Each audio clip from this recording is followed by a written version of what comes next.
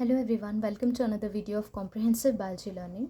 आज के वीडियो में हम लोग डिस्कस करेंगे that how do we derive the second equation of motion using a graph. In the previous video we have already discussed the graphical derivation of the first equation of motion.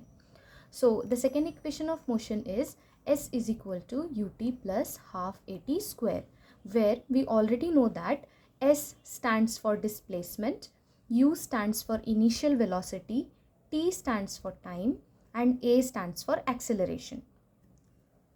So to prove the second equation of motion, which also shows the relation between displacement and time during uniformly accelerated motion, यानी अगर कोई object uniformly accelerated motion में है तो वो with time कितना ज़्यादा displacement कर सकता है, ये हमें सेकेंड इक्वेशन ऑफ मोशन बताता है. For understanding it we will refer to the same graph which we refer to in the previous video. It's a velocity time graph. Time is plotted on the x-axis, velocity is plotted on the y-axis. Let the object begin from point A and reach point B. Now the velocity at point A is u, which is initial velocity, and the velocity which the object has attained after acceleration is v. So here in this graph, the total time interval, which is OD, represents time t, OA represents initial velocity, which is u, BD represents final velocity, which is v. Also we have drawn a line which is parallel to OD, which is known as AC, and it touches the line BD. And what do we know from our previous video? We know that the first equation of motion states that v is equal to u plus at. Now, to calculate the displacement, the total area covered by coordinates must be calculated. So in the graph, if you want to find out what is the total displacement while moving from one particular velocity to other, you need to find this area, the total area of graph which is covered by the respective coordinates. This will tell you the displacement which is covered by the object. So the displacement S is equal to area of OABD. So from the graph, if you cover this area OABD, the trapezium, if you find out the area of this trapezium, you're going to find out what is the total displacement which has been undertaken by the object. Now, as we can see from the graph, the area of OABD can be divided into two parts. Displacement is equal to area of triangle ABC.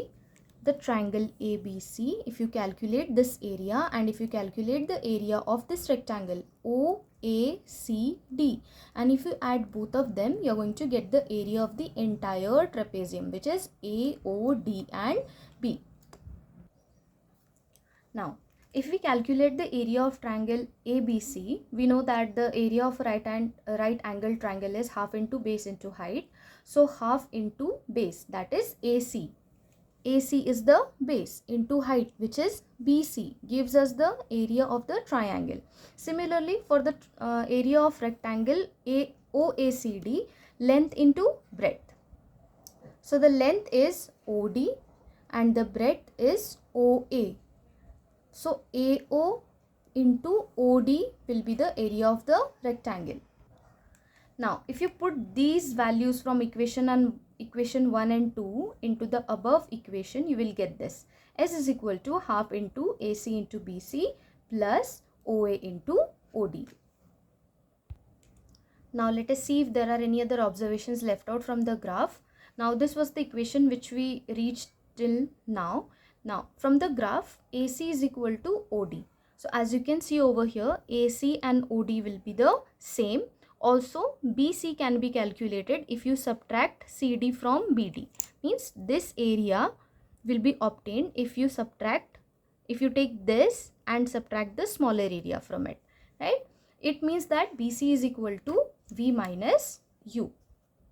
As we know that BD is V and CD is nothing but U. As you can see, these two areas or these two lengths are equal. Now let's put the values in the equation. So S is equal to half into T into V minus U plus U into T. Now as we know from the first equation of motion, V is equal to U plus AT. and if you rearrange it, you're going to get v minus u is equal to 80. Now, as we know that v minus u is equal to 80, then if we put the value of v minus u here, we'll get this equation. S is equal to half into t into v minus u plus ut. This was our original equation. v minus u की जगह हमने 80 लिख दिया.